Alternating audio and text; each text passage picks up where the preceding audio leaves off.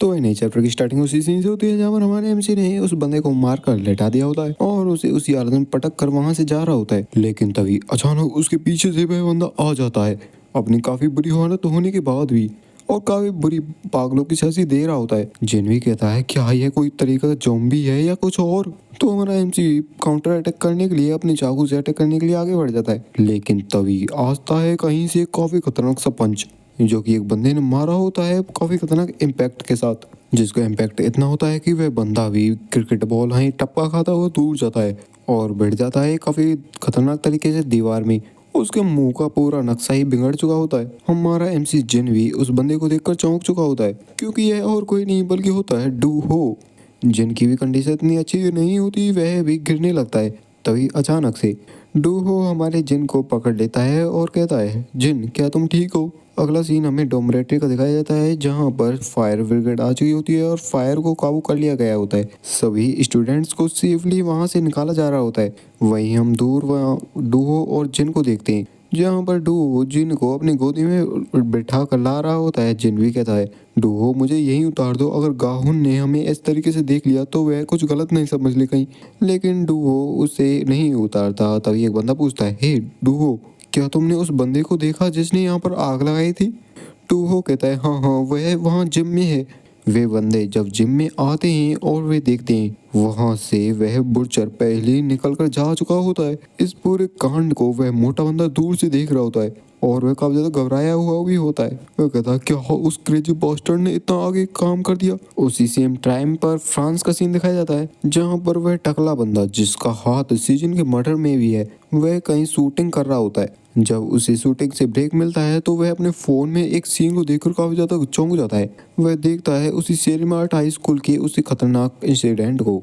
फिर हमें next scene दिखाया जाता है एक काफी बड़ी पहाड़ी का जहाँ पर और कोई नहीं बल्कि वही बुरचर आकर बैठा होता है जिसकी हालत सच में काफी खराब होती है। वह किसी को तो कॉल करता है और कहता है प्लीज यहाँ पर किसी को भेजो मुझे ले जाए यहाँ से, ताकि वो और फोन करने के बाद वहीं बैठकर सोचने लगता है और याद करता है अपने ओल्ड डेज को जहाँ पर बचपन में उसको किसी ने खाना दिया होता है जिससे यह बुरचर अब अपना बड़ा भाई कह रहा है।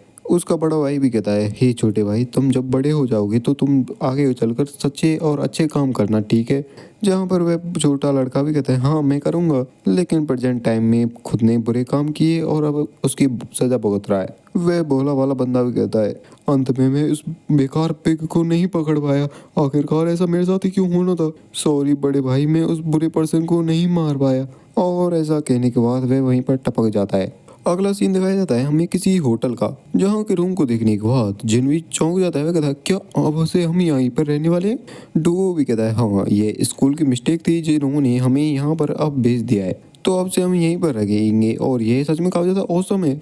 जहाँ पर वे दोनों ही अपने सामान को निकालने लगते हैं। डुओ अभी भी उन पुरानी बातों को याद करने लगता है पिछली रात की, जहाँ पर वह जब जिन को बचाने आया था तो डूहो ने जो देखा था उसे देखने के बाद उसे अपनी आंखों पर भरोसा नहीं हो रहा होता। जहाँ पर जिन काफी खतरनाक तरीके से उस बंदे के साथ लड़ रहा होता है जिस चीज को देखने के बाद अभी भी परेशान होता है। तभी हमारे जिन सामने से ही कह देता है एक्चुअली मेरे पास एक सीक्रेट है, नॉर्मल लोगों से अलग मेरा जो पास्ट लाइफ रही है वह सच में काफी ज्यादा डार्क रही है और यही वजह थी जिस वजह से मैं उस खतरनाक बंदे के साथ भी डील कर पाया। डूहो बेचारा उस खतरनाक बंदे को याद करने के बाद भी काफी ज्यादा डरा हुआ होता है। जिन कहता है लेकिन अब मैं एक नॉर्मल और आसान सी लाइफ जीना चाहता हूँ, तो क्या तुम कल जो हुआ उसे सीक्रेट रख सकते हो। डूहो भी कहता है क्या यह सच में जरूरी है। जिन भी काफी खतरनाक सी शक्ल बनाते हुए कहता है हाँ अगर तुमने ऐसा नहीं किया तो मैं सभी को बता दूंगा कि तुमने एक परमाणु हमला किया था उस बंदे के ऊपर एक पंच के रूप में। ऐसे क्रिपी से फेस को देखने के बाद तो डूहो भी डर जाता है। जिन भी कहता है अगर तुम इसके बारे में बात ही कर रहे हो तो मैं भी तुमसे क्या कुछ पूछ सकता हूँ डूहो। डूहो भी कहता है ठीक है पूछ लो। तो जिन कहता है डूहो तुम पर सच में काफी ज्यादा खतरनाक स्ट्रेंथ है तुम में, तुमने तो इतना खतरनाक हमला किया था उस बंदे के ऊपर, तो क्या तुम उस व्यंग जिन को नहीं संभाल सकते थे, उसे तो एक पंच में मार कर तुम भगवान के दर्शन करा सकते थे। जिसकी बात को सुनकर तो डुओ भी शांत हो जाता है और कहता है एक्चुअली मुझे ऐसे लोग बिल्कुल पसंद नहीं जो कि वॉयलेंस का यूज करते हों और ना ही मैं ऐसा लोग बनना चाहता हूँ। जिन भी कहता है हाँ वॉयलेंस सच में काफ़ी बेकार चीज़ है, लेकिन क्या यहाँ पर कोई ऐसा पर्टिकुलर रीज़न है जिस वजह से तुम इसे हेट करते हो। जिस बात पर तो डूहो भी शांत हो जाता है और पूरे रूम में शांति छा जाती है। जिन भी सोचता है लगता है यहाँ पर कोई ऐसा स्पेशल रीजन है जिसे बताना भी काफी कठिन है। डू हो के कुछ कहने से पहले ही जिन खड़ा होता है और कहता है, क्या मुझे मूड को हल्का करने के लिए तुम्हारे लिए कोई आइसक्रीम ले आनी चाहिए? चिंता मत करो, मैं तुम्हारे लिए सबसे बड़ी वाली लाऊंगा। जहाँ पर वह उस रूम से बाहर निकल आया होता है और चलते चलते अभी भी सोच रहा होता है, उस किलर को किसी न किसी ने तो स्कूल भेजा ही था। क्या यह उसमें से हो सकता है? नहीं, ब्योंग चान से किसी को पता चल गया होगा कि मैं जिंदा हूँ और अब उस पर्सन ने मुझे मारने के लिए उस किलर को भेजा होगा। उस अनाड़ी ब्योंग चान से अलग यह पर्सन वही हो सकता है शायद जिसने सी जिन को मारने की कोशिश की थी। हाँ, ये मामला सच में काफी ज्यादा गड़बड़ा रहा है और वह अपने ख्यालों में ही होता है। तभी उसके बगल से कोई बंदा जाता है जिसे हमारे जिन भी नोटिस कर लेता है और पीछे मुड़ कर देखता है और सोचता है यह मुझे थोड़ा फेमिलियर सा क्यों लगा था। फिर अगला सीन हमें टीचर ऑफिस का दिखाया जाता है जहाँ पर एफ क्लास के टीचर भी आते हैं। तभी सेकंड क्लास के टीचर कहते हैं, हे टीचर जो यहाँ पर तो आओ जरा, अगले सप्ताह से कृपया क्या आप इसका भी ध्यान रख सकते हो। हमारा टीचर भी उसे देखता है जो कि और कोई नहीं बल्कि होता है वॉन। फिर हमें नेक्स्ट डे का सीन दिखाया जाता है जहाँ पर हमारा जिन सेकंड क्लास के बाहर खड़ा होता है और उस क्लास के अंदर देख रहा होता है हमारे ब्योंग चान को। जहाँ पर ब्योंग चान तो आया नहीं होता, उसी के साथ एक और बंदा नहीं आता। जिन भी उन खाली सीटों को देखकर सोचता है पूरे ही सेकंड क्लास के स्टूडेंट्स में सिर्फ 2 स्टूडेंट एब्सेंट हैं। उनमें से एक तो है ब्योंग चान और दूसरा जरूर से ही ब्योंग चान के क्रू का कोई मेंबर हो सकता है और शायद से यह वही होगा जिसने इस बार किलर को भेजा था। वह मुझे मारने में तो फेल हो गया और यहाँ तक कि डॉर्म को भी चला दिया, तो इसी वजह से वह हिम्मत नहीं कर पाया होगा स्कूल में आने की। तभी टीचर बाहर आता है और वह कहता है, हे तुम्हारी क्लास पहले ही चालू हो चुकी है, जिन तुम यहाँ पर क्या कर रहे हो? तभी जिन कहता है, अरे नहीं कोई ऐसी बात नहीं है टीचर, वो तो मेरा एक दोस्त कॉल और मैसेज का जवाब नहीं दे रहा था तो मैं उससे बात करने आया था, लेकिन मुझे लगता है वो आज आया ही नहीं दिसे। टीचर भी कहता है, आखिरकार तुम बात किसके बारे में कर रहे हो? आज तो सिर्फ 2 ही बंदे नहीं आए, एक तो जो ब्योंग चान और एक बैंग बॉन जोंग। जिनको भी पता चल जाता है पहला तो ब्योंग चान तो ये दूसरा वाला है होगा बैंग बॉन्ग चॉन। फिर अगला सीन हमें क्लास का दिखाया जाता है जहाँ पर हमारा जिन भी पहुंच चुका होता है। वह भी कहता है, क्या टीचर आज अभी तक नहीं आए? डो भी कहता है, हाँ टीचर तो नहीं आए, लेकिन आखिरकार तुम क्या कर रहे थे इतने टाइम से? जिन भी कहता है, अरे नहीं कुछ काम नहीं था, मैं बाथरूम में गया था थोड़ी देर के लिए। डो भी सोचता है, क्या है ये अभी रिसेंट हुए स्टूडेंट की वजह से तो कुछ नहीं सोच रहा, सच में मुझे ऐसा लग रहा है कि ये मुझसे कुछ छुपा रहा है। तभी वहाँ पर एंट्री होती है टीचर की और उसके साथ एक और बंदा आया होता है जिसे देखने के बाद तो सभी चौंक जाते हैं। तभी टीचर सभी के साथ उसका इंट्रोडक्शन कराते हुए कहते हैं, तो सभी बच्चों सुन लो, ये तुम्हारे साथ ही आज से पढ़ने वाला है और इसका नाम है किम वॉन। और वह भी कहता है, nice to meet you, nice to meet you. सभी लोग आपस में बात करने लगते हैं उसे देखने के बाद, जहाँ पर वॉन की नज़र अभी भी जिन के ऊपर होती है और वॉन याद करता है पुरानी बात को लास्ट नाइट की, जहाँ पर हान जो उसी वीडियो को प्ले करते हुए हमारे वॉन को दिखा रहा होता है और कहता है, क्या तुम्हें नहीं लगता कि तुमने ये मूवमेंट्स पहले कभी देखी हैं? वॉन भी कहता है, नहीं नहीं मैंने कभी नहीं देखी, आखिरकार तुम मुझसे क्यों पूछ रहे हो? और मन में सोचता है, लगता है हांजो को भी यह शक हो चुका है कि यही जिन है। हांजो कहता है, क्योंकि मैंने पहले भी जिन के साथ एक मिशन कर रखा है और उसी टाइम पर मैंने जिन की उस मूवमेंट्स को देखा था जहाँ पर उसने दूर से ही काफ़ी थोड़ी सी जंप लेकर उस बंदे के पास आकर उस एनिमी का काम तमाम कर दिया था। वॉन भी कहता है, क्या तुम्हारे कहने का मतलब है यह जिन हो सकता है? लेकिन क्या तुम्हें पता नहीं है आखिरकार जिन का चेहरा कितना बेकार है? और तुम इस एक बार इस बंदे को देखो, यह तो कितना हैंडसम है। जिस बात को सुनने के बाद तो हांजो के पास भी कोई जवाब नहीं होता। वॉन भी कहता है, जैसा कि टीम लीडर को मैं देख सकता हूँ वे काफ़ी ज़्यादा अनईजी फील कर रहे हैं, तो इसका ध्यान मैं रखूंगा आपसे। जहाँ पर प्रेजेंट टाइम में वॉन जिन को ही घूरे जा रहा होता है और सोचता है यह जरूर से ही जिन सभ्य होंगे। टीचर सभी को शांत करते हैं और कहते हैं, सभी शांत हो जाओ, वॉन अब्रॉड से आया होगा तुम्हारे एक नया दोस्त है जिसके तुम्हें सब चीज़ को एक्सप्लेन करना होगा और सब चीज़ को समझाना होगा तुम्हें। वॉन अब तुम जा सकते हो और जहाँ बैठना चाहो वहाँ जाकर बैठ जाओ। वॉन भी ठीक पीछे वाली सीट के पर बैठ जाता है जिनकी, और बेचारा वॉन तो स्माइल करने की कोशिश कर रहा होता है और बगल वाले बंदे से कहता है, nice to meet you, nice to meet you. लेकिन वह बगल वाला बंदा भी डर जाता है, कहता है ये तो काफी ज्यादा डरावना है। जिन भी मुड़ के उसकी तरफ देखता है जहाँ पर वॉन अभी भी उसे घूर रहा होता है, जो दोनों सेम ही स्टाइल में एक दूसरे को nice to meet you, nice to meet you करने लगते हैं। टीचर सभी को बताता है कि वॉन भी कंफर्ट परफॉर्मेंस असाइनमेंट में भाग लेने वाला है। और जैसा कि तभी जिन बीच में हाथ खड़ा करते हुए कहता है, हम सभी साथ में कर लेंगे। वॉन भी चौंका हुआ होता है और शांत होता है और याद करता है पुरानी बातों को, जहाँ पर हांजो ने उसे एक मशीन दी होती है और कहता है यह एक डीएनए टेस्टिंग मशीन है जिसे तुम्हें यूज करते हुए उस बंदे का पता लगाना होगा कि वह रियल जिन है या नहीं। और यह ध्यान रखना कि तुम्हें इसे अच्छे से यूज करना है क्योंकि इसे ढूंढ पाना इतना भी आसान नहीं है। लेकिन हमारे वॉन ने लेते टाइम उस मशीन को गिरा दिया होता है जिससे वह खराब हो चुकी होती है। और वह प्रेजेंट टाइम में मन में सोचता है मुझे किसी भी एनालाइजर की जरूरत नहीं है, मेरे पास अपने अलग रास्ते हैं इसे ढूंढने के।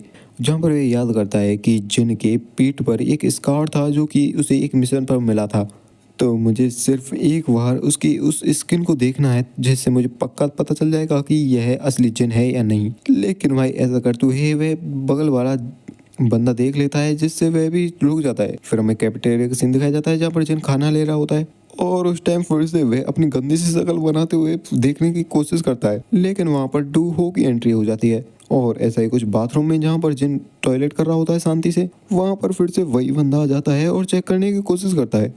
तभी बोंग जूनो पीछे से आता है और कहता है हे तुम दोनों इतने क्लोज होकर क्या कर रहे हो। तभी जिन पीछे मुड़कर देखता है उस बंदे को और हमें शाम का सीन दिखाया जाता है जहाँ पर जिन और डूहो साथ में जा रहे होते हैं और वह बॉन अभी भी हमारे जिन पर नजर रखे हुए होता है। उसे सिर्फ एक चांस चाहिए होता है उसकी पीठ देखने का।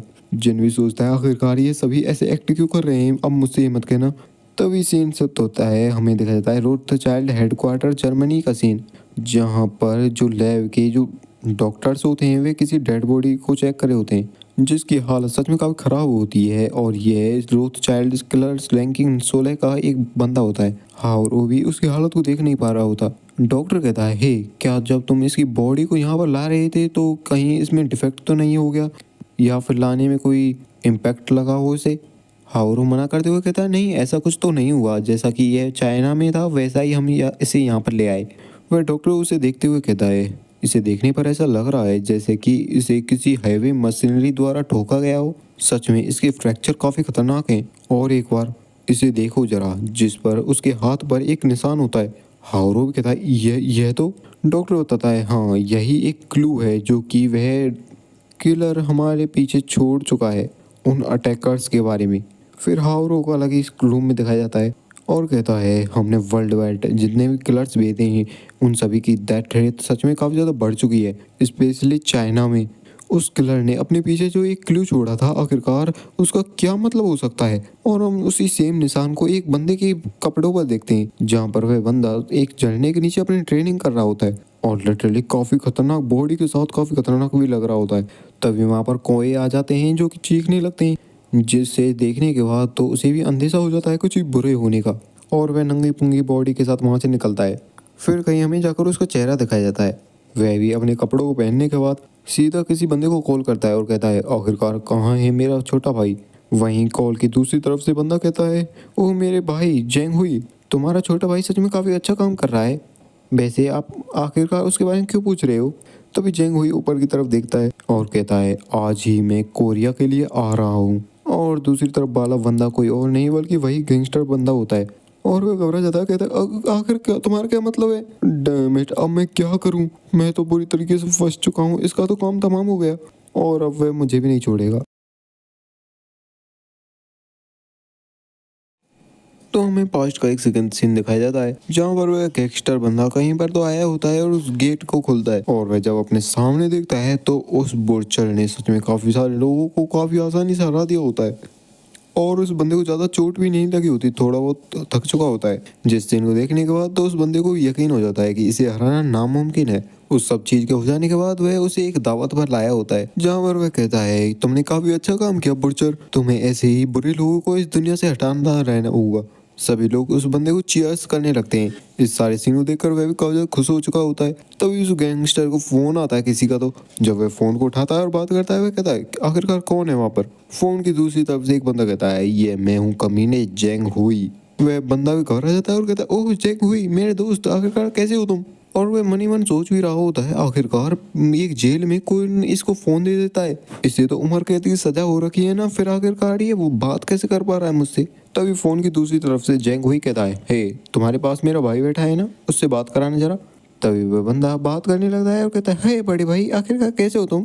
और उनके बीच में ऐसी बड़ी बड़ी बातें चलने लगती हैं और वह बंदा भी अपने भाई से बात करने के बाद काफी ज्यादा खुश भी होता है। उस दिन से उस बंदे को तो समझ में आ चुका होता है कि चाहे कुछ भी हो जाए, इस बोरचर से ज्यादा खतरनाक काम नहीं करवा सकता मैं जिसमें इसको कुछ चोट लग जाए। लेकिन जब इसने हमारा जैंग सीजन का मिशन उस बंदे को दिया होता है तो उसे भी लग रहा होता है कि आखिरकार इसका बड़ा भाई तो जेल में पड़ा है, आखिरकार वे बिगाड़ भी क्या लेगा मेरा, चाहे हमारे बीच में कोई भी बात क्यों ना हो। अगर मैं इससे कुछ ऐसा काम करवाऊं जो कि उस बड़े भाई को पसंद ना आए तो आखिरकार वे कर भी क्या लेगा।